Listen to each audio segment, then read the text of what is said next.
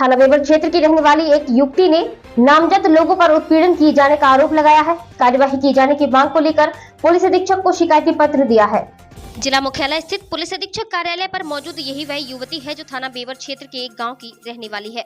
पहचान छुपाने के उद्देश्य से हमने तस्वीरों को धुंधला किया है। पीड़ित युवती ने नामजद लोगों पर मानसिक शारीरिक रूप से उत्पीड़न और जमीन को छीने जाने का आरोप लगाया है। पीड़ित युवती ने अपने शिकायती पत्र में कई बड़े दावे किए हैं और कई बड़े संगीन आरोप भी लगाए हैं। थाना स्तर पर उसकी कोई सुनवाई नहीं की जा रही है, जिसके चलते परेशान पीड़ित युवती न्याय की गुहार के लिए पुलिस अधीक्षक कार्यालय पहुंची और यहां उसने शिकायती पत्र दिया है। साथ ही उसने उत्तर प्रदेश के उप मुख्यमंत्री के नाम भी एक शिकायती पत्र भेजा है। पीड़ित युवती ने नामजद लोगों पर कड़ी से कड़ी कार्यवाही की जाने की मांग की है। क्या नाम है आपका? नताशा तिवारी। कहाँ रहती हो? बेवर।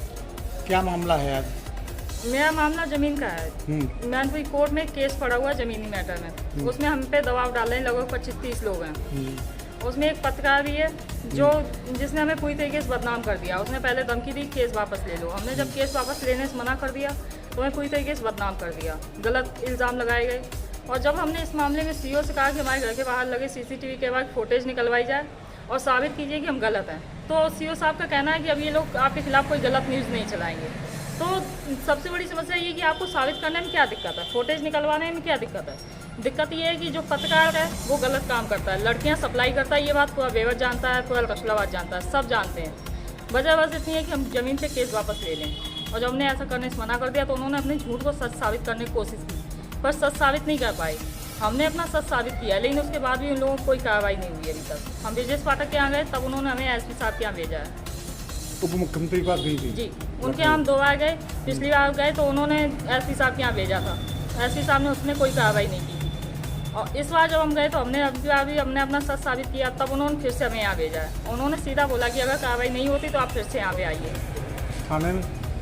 थाने पुलिस कोई कार्रवाई नहीं कर सकती क्योंकि उन पर नेताओं का दबाव है।